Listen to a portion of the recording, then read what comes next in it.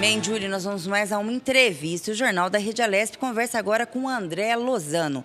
Ele é advogado, especialista em direito penal e fala sobre os 14 anos da Lei Maria da Penha. Bom dia, doutor André. Bem-vindo ao Jornal da Rede Alesp. Tudo bem? Bom dia, tudo bem? Tudo em ordem. Doutor, então, para a gente começar a nossa conversa, para contextualizar as pessoas, como era tratada, então, a violência sexual, a violência contra a mulher, antes da Lei Maria da Penha, aqui no Brasil? A violência doméstica contra a mulher, ela era tratada basicamente como lesão corporal, ou estupro, ou até mesmo injúrias, só que não existia uma lei, algo que protegesse a mulher previamente. O que acontece? A Lei Maria da Penha, diferente do que algumas pessoas pensam, ela não é uma lei penal, ela não estabelece penas. Ela é uma lei que eu acho que é até mais importante do que estabelecer penas, ela estabelece medidas preventivas para que a mulher ela não chegue a ser vítima de um feminicídio. Porque, em geral, o que acontece? A violência contra a mulher ela vai aumentando de modo gradativo. Então, começa com xingamentos, com ofensas, depois disso vai para a violência física, muitas vezes a violência sexual e, em alguns casos, chega a ir para um feminicídio. O que a Lei Maria da Penha faz? Ela impede, ela já logo no começo estabelece medidas protetivas para que o agressor não possa entrar em contato, não possa se aproximar da vítima, evitando uma violência maior ainda. Antes da Lei Maria da Penha, a mulher estava completamente desprotegida, porque não existia essa medida preventiva. Então, o Estado, o sistema penal, ele só iria influir, o juiz ele só poderia fazer alguma coisa depois que a mulher já tivesse sido vítima de diversas agressões ou até de uma tentativa de homicídio. Né? Lembrando que no caso das agressões, antes da Lei Maria da Penha, ela não poderia ser... o agressor ele poderia fazer uma transação penal e pagar cestas básicas e pagar uma multa, o que inclusive muitas vezes saía do patrimônio da mulher, porque como na maior parte das vezes a mulher é casada com o agressor ou vive com o agressor, muitas vezes ela era privada dos próprios bens para que o agressor pudesse pagar essa multa. Bom dia, doutor André. Quem fala é Lilian, tudo bem? Bom dia, Lilian. Tudo bem com você? Tudo bem, obrigada por ter aceito o convite para participar do nosso jornal. Doutor André, a gente sabe que a Lei 11.340 de 2006, né, intitulada como Lei Maria da Penha, ela surgiu por causa justamente da Maria da Penha. Eu gostaria que o senhor contasse um pouco para o telespectador o porquê do surgimento e quem foi essa mulher, as agressões que ela sofreu. Certo. A lei ela surgiu porque o Estado brasileiro ele foi condenado junto à Corte Interamericana de Direitos Humanos por não ter tomado atitudes para proteção da Maria da Penha. Né? Maria da Penha ela foi uma mulher que foi agredida pelo companheiro, brutalmente agredida, tomou choques, teve todo tipo de violência e, inclusive, ela ficou paraplégica. Ela hoje anda numa cadeira de rodas. Por sorte, ela não faleceu, porque as agressões, em geral, as agressões que ela sofreu levam à morte. E diversas entidades de direitos humanos buscaram a Corte Interamericana para que o Estado brasileiro tomasse alguma atitude na proteção à mulher, uma vez que não é um caso isolado. Né? A Maria da Penha não é apenas uma mulher que sofreu essa agressão. A violência doméstica contra a mulher existe em toda a sociedade brasileira, só que o Estado não tinha nada, não tinha nenhuma forma de prevenção para essa mulher. Apenas as prevenções normais, né? Inclusive, uma das coisas que os críticos falavam hoje, os críticos são muito menores, mas que falavam é que existia uma desigualdade entre o homem e a mulher com a Lei Maria da Penha, que deveria ser aberto para todos e não apenas para a mulher, o que não corresponde à verdade. Na verdade, a mulher ela se encontra numa posição de vulnerabilidade e, a partir dessa condenação, o Congresso brasileiro ele teve que editar essa lei e tomar medidas para proteção à mulher com relação à violência doméstica, que grande parte dos estupros, por exemplo, acontecem dentro de casa. Sim. Então, com pessoas conhecidas, por exemplo. O doutor Pedro, a gente sabe que amanhã, né, amanhã é aniversário da Lei Maria da Penha e ela faz 14 anos de existência. Falando em Lei Maria da Penha, com certeza ela intitula vários tipos de agressões, tanto morais até físicas. O senhor poderia elencar para o telespectador quais os tipos de agressões que a mulher ela pode estar sofrendo e muitas vezes ela nem sabe que aquilo é uma agressão, né? Quando a gente fala em Lei Maria da Penha, nós não estamos só falando de agressão física, né? Tem outros tipos de agressões que elencadas na lei. Eu gostaria que o senhor pudesse falar um pouquinho sobre elas. Isso aí é muito importante, porque a agressão ela começa de uma forma branda e ela vai aumentando, é o que a gente chama do ciclo de violência.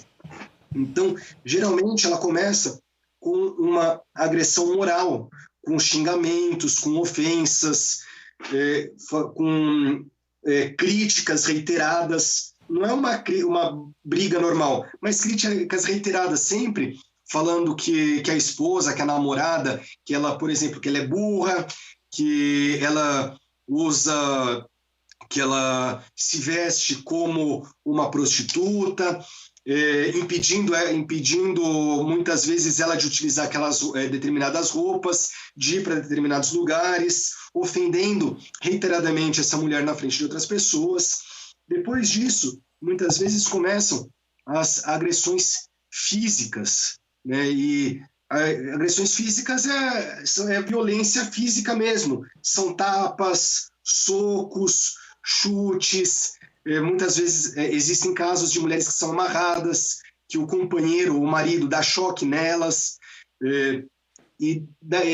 A partir daí, já é um segundo momento que, se a mulher ela já denuncia a violência moral, né, aquela violência psicológica, muitas vezes ela já evita esse segundo estágio. Além disso, existe a violência patrimonial, que é quando o companheiro ele acaba utilizando, se desfazendo do patrimônio da vítima, da mulher. Então, imagine só que ela trabalha ela tem um notebook lá para trabalhar, ela precisa trabalhar com o notebook. Ele pega o notebook e fala, não, você não vai mais utilizar esse notebook para trabalhar. Pega para ele, vende, destrói, queima as roupas para que ela não possa sair, destrói documentos, destrói utensílios que ela gosta, quadros. E isso é violência patrimonial. A violência sexual é justamente obrigar a mulher a ter relações sexuais não consentidas, né? Lembrando que, mesmo dentro do casamento, é possível que a mulher tenha relações sexuais não consentidas. Existe, sim, o estupro dentro do casamento, que foi uma mudança ocorrida mais ou menos na década de 90. E, finalmente, no caso mais grave, existe o feminicídio, que é o homicídio praticado contra a mulher em decorrência da condição de mulher ou em decorrência da violência, de violência doméstica. E, doutor, justamente por essa questão, e nos últimos meses está em voga, né, essa questão da violência doméstica, ainda mais latente nesse momento de pandemia, até porque, com o isolamento social, infelizmente, a mulher acaba ficando dentro do seu local de casa, enfim, com o agressor. E também, por outro lado, nesse momento em que a mulher se encontra com o agressor dentro da sua própria casa, ela pode se sentir ainda mais acuada de denunciar. Então, nesse sentido, doutor, primeiro, para quem está ouvindo, vendo a gente, a importância se você souber de alguma questão de violência doméstica, de vizinho, de um amigo, de um conhecido, de denunciar. Se torna ainda mais importante nesse momento de pandemia, que a gente vê que ficou muito mais latente esses casos de violência doméstica. Sim, ficou muito mais latente. Existe um ditado popular que está errado, que em briga de marido e mulher não se mete a colher. Isso aí está errado.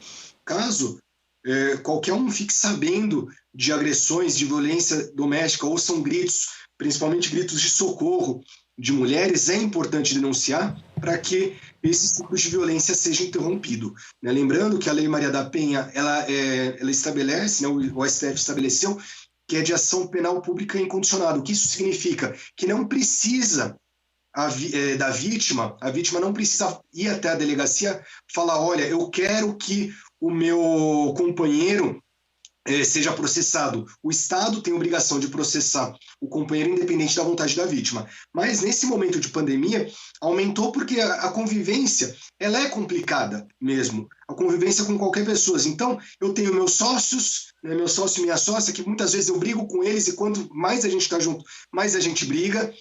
Apesar de eu adorá-los, tenho a minha esposa, que eu também, muitas vezes ela briga comigo, eu brigo com ela, mas são brigas normais.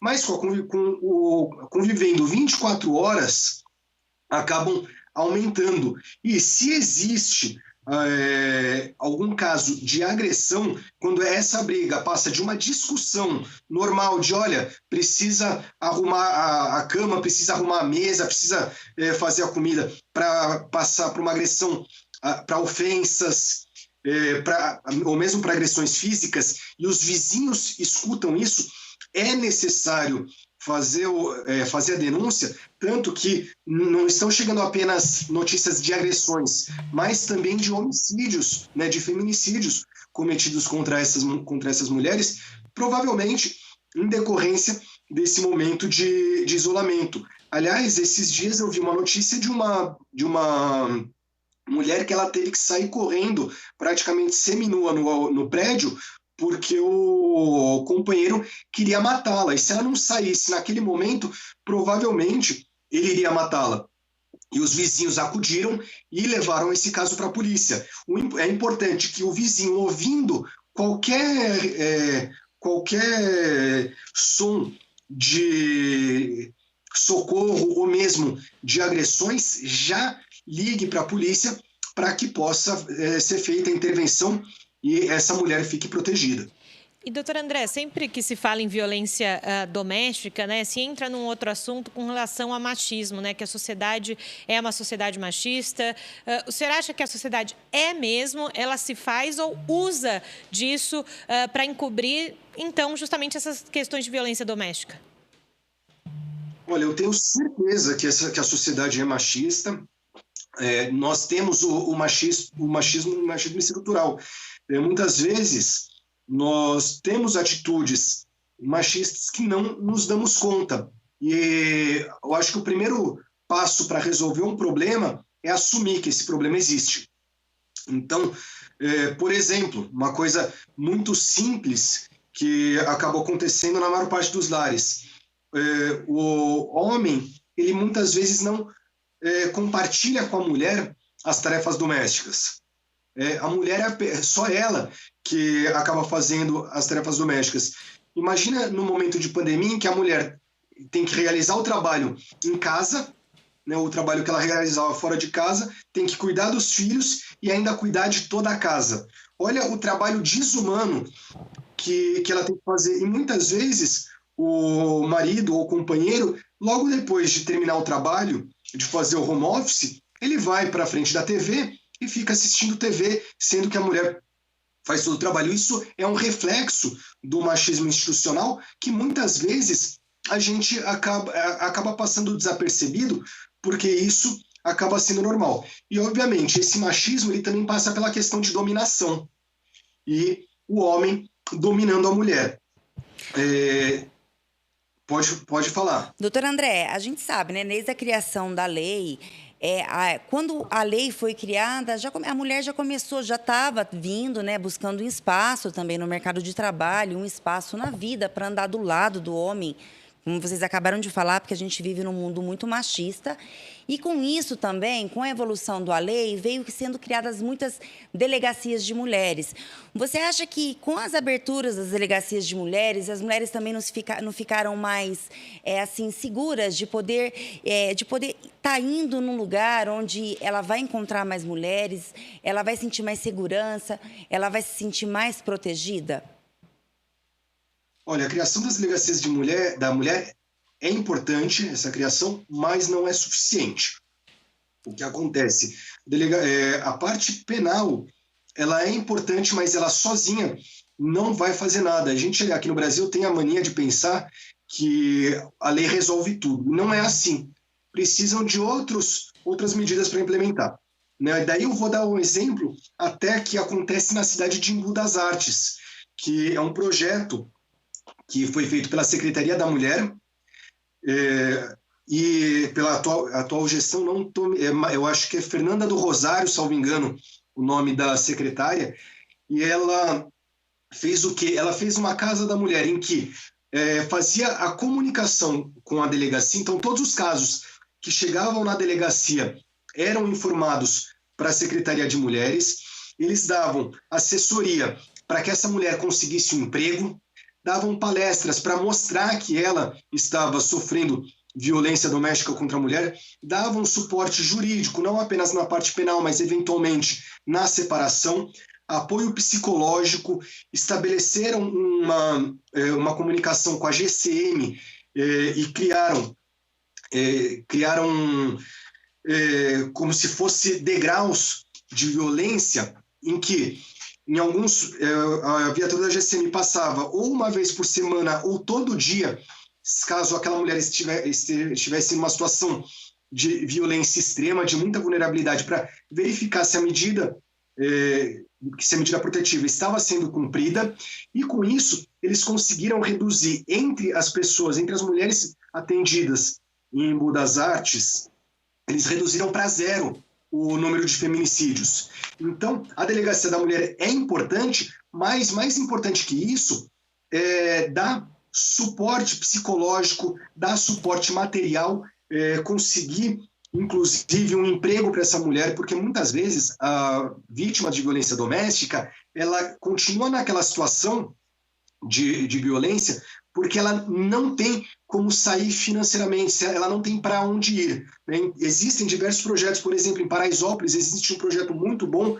que se chama Mãos de Maria, que começou para atender mulheres vítimas de violência doméstica, porque lá em Paraisópolis a Elisandra e a Juliana notaram que aquelas mulheres que eram vítimas, muitas vezes elas não saíam de casa porque elas não tinham emprego. Então, deram aulas, deram um curso de culinária e, posteriormente, empregavam essas mulheres para que elas tivessem como ter o ganha-pão e conseguir quebrar aquele ciclo. Sem que seja pensado questões psicológicas, questões econômicas, a gente vai progredir muito pouco. Não por outro motivo que a redução dos homicídios contra mulheres foi muito pequeno desde que entrou em vigor a Maria da Penha, porque foram poucas as cidades, foram poucas os projetos que iam além do penal. E além do penal é muito importante nesse momento. Doutor André, vamos inverter um pouco a situação, isso só por curiosidade também, o telespectador que está nos assistindo. O homem sendo agredido verbalmente por uma mulher ou sendo agredido também fisicamente. A mulher ela vai ser tipificada no Código Penal ou o homem vai entrar na Lei Maria da Penha como vítima? Ele pode ter isso também? Ele pode entrar na Lei Maria da Penha ou ele entra na tipificação de artigos do Código Penal? É importante a gente dizer que tanto o homem quanto a mulher eles entram na tipificação do Código Penal, só que com a violência doméstica contra a mulher a pena é maior. E a mulher recebe a proteção, as medidas protetivas da Lei Maria da Penha que não são previstas no Código de Processo Penal ou no Código Penal. Né? Então, o homem ele não pode pedir aquelas medidas protetivas, ele não tem direito. Aquelas medidas protetivas elas são voltadas especificamente para as mulheres, porque entende-se que a mulher, por conta do histórico da nossa sociedade, não só da sociedade brasileira, mas do mundo inteiro, que a mulher se encontra numa situação de vulnerabilidade. Então, aliás, é importante dizer que é para toda mulher, não só a esposa ou companheira, pode ser filha, pode ser mãe, pode ser sobrinha, prima, toda mulher que está numa situação numa situação doméstica, de convívio afetivo, ela tem o direito a essa proteção. O homem, ele não tem o direito a essa proteção, mas, obviamente, caso ele seja agredido, ele pode se dirigir a uma delegacia e representar para que a mulher seja processada. Então, um marido que sofra uma agressão, né, que imagine que a mulher jogue água quente enquanto ele esteja dormindo, né, que é algo comum de acontecer, principalmente com mulheres, mas que também acontece com homens. Nesse caso, o homem ele poderia procurar uma delegacia e fazer um boletim de ocorrência por lesão corporal e representar para que a mulher seja processada. Agora, desculpa, doutor, pode continuar. Não, era isso. Doutor, é importante também a gente destacar, até numa fala anterior do senhor, o senhor comentou justamente que quando se tem uma situação, a gente precisa falar sobre isso, né? E numa casa de leis como a Assembleia Legislativa, tem se falado e tem se feito eventos sobre a questão da Lei Maria da Penha, antes mesmo da pandemia ser instituída aqui no estado de São Paulo. Nós tivemos um seminário com relação à Lei Maria da Penha aqui na Assembleia Legislativa de São Paulo. Também foi aprovado, né, um projeto de lei do deputado Tenente Nascimento do PSL com relação à Patrulha Maria da Penha, que é uma união aí de ações integradas para ajudar justamente, né, o acompanhamento da execução das medidas preventivas para as mulheres vítimas de violência doméstica. A gente precisa colocar na roda de discussão essa questão de violência doméstica, precisa unir forças, sociedade, administração pública com relação ao tema, para que as coisas fiquem mais claras para todo mundo, né? Exatamente, é uma coisa que precisa ser muito discutida. A gente precisa colocar o dedo nessa ferida, porque senão essa violência vai continuar e vai continuar de forma muito grande. No Brasil, inclusive, é importante a gente saber que a gente muitas vezes tem uma visão do Brasil errada. E a Lei Maria da Penha é uma das leis mais avançadas no mundo com relação à proteção da mulher. Eu acho que só na Espanha e no Chile temos leis tão avançadas quanto no Brasil. E, apesar da violência doméstica, não está restrito a esses países. Os países do mundo árabe têm acaba aparecendo mais as questões de violência doméstica contra a mulher por conta do machismo que é muito mais forte naquelas sociedades, mas temos esse problema muito grande na Austrália, por exemplo, na Alemanha, na Inglaterra, que tem grandes índices de violência contra a mulher, e lá a lei não é tão avançada quanto no Brasil. É importante a gente fazer essa discussão, é importante pensar em outras medidas, pensar na comunicação das pessoas, porque é preciso apontar para esse problema, mostrar que nós temos aqui no Brasil esse problema e existem formas de resolver esse problema de forma, inclusive, interdisciplinar. Essa questão da ronda é essencial que a polícia verifique se aquela medida protetiva está sendo cumprida ou não, se o agressor está tentando entrar em contato com a vítima, se ele está morando com a vítima, e também pensar em programas também fora do âmbito penal, principalmente na questão psicológica, porque a dependência psicológica muitas vezes é muito grande. Muitas vezes o agressor ele já deixou a mulher numa situação, já agrediu tanto ela moralmente, psicologicamente, falando que ela não vale nada, falando que ela não vai encontrar nada melhor do que ele, que ela é burra, que ela não presta para nada, que muitas vezes ela acaba acreditando naquelas palavras e fica com esse agressor por uma carência psicológica. Então, esse acompanhamento psicológico também é muito importante para que a mulher possa quebrar o ciclo, além das outras questões econômicas, como eu falei. Doutor André, quem está falando é Lilian agora. A gente sabe, né? Esse assunto sempre é pautado aqui no jornal, sempre, de tempos em tempos, a gente sempre traz algum especialista, porque é um assunto hoje muito abordado, né, na mídia e na nossa realidade brasileira. Principalmente em época de pandemia, onde o aumento da violência contra a mulher aumentou mais de 40%. Eu queria que o senhor agora, como advogado, falasse para o telespectador, principalmente para as mulheres que estão nos assistindo, qual é o caminho que ela vai prosseguir no Intercrimes. O que acontece quando ela tenha essa agressão, como ela deve procurar, qual é a medida que vai ser feita, que a polícia vai aplicar, a medida protetiva, quais os direitos e garantias que ela tem para ela, mulher. Certo.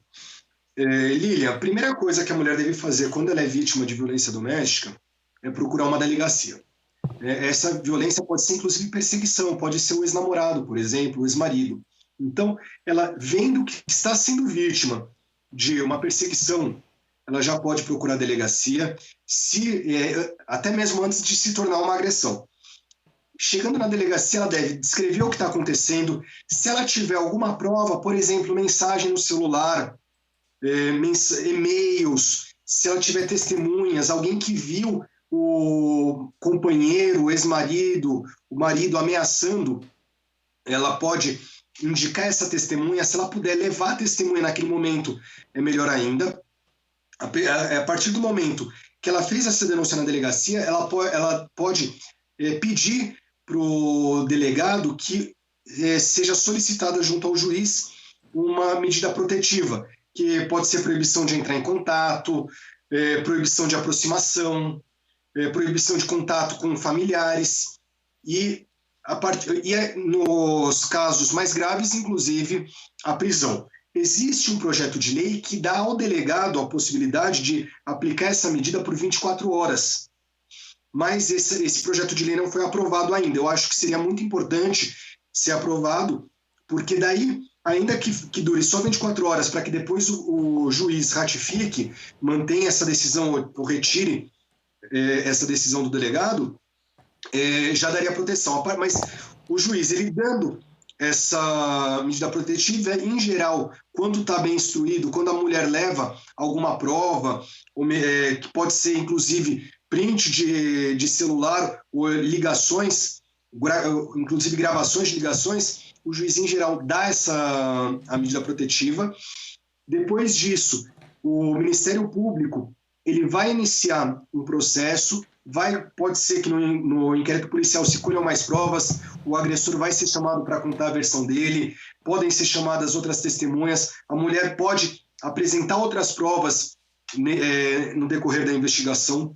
O Ministério Público ele oferece uma denúncia em que o agressor vai ser formalmente processado, daí ele vai apresentar a defesa, a mulher vai ser ouvida em juízo e sendo ouvida, e depois, caso se constate que realmente houve aquelas agressões, a pessoa, né, o agressor, ele é condenado. E essa condenação ela não pode ser substituída por medidas restritivas de direitos, né? Porque, como eu falei, muitas vezes o homem ele pagava a cesta básica, pagava uma multa e esse dinheiro era retirado, inclusive, da mulher. Agora, é muito importante também a vítima de violência doméstica saber que, depois de na delegacia foi dada a medida protetiva e o agressor não está cumprindo as medidas, é muito importante que ela, no momento que o agressor esteja descumprindo aquelas medidas, ela ligue para o 190, ligue para a polícia para que aquele agressor possa ser preso em flagrante, caso esteja descumprindo as medidas. E caso não seja possível fazer isso naquele momento, porque, por exemplo, pode ser que ele esteja mandando mensagens, mas que ela se dirija novamente à delegacia com os documentos relativos à medida protetiva em mãos, para que fale, olha, o agressor está descumprindo as medidas e, assim, o juiz possa, inclusive, se for o caso, determinar a prisão do agressor. Bem, doutor André, eu agradeço a entrevista, né, e ter participado aqui do Jornal da Rede Alesp. Muito obrigada e tenha um bom dia.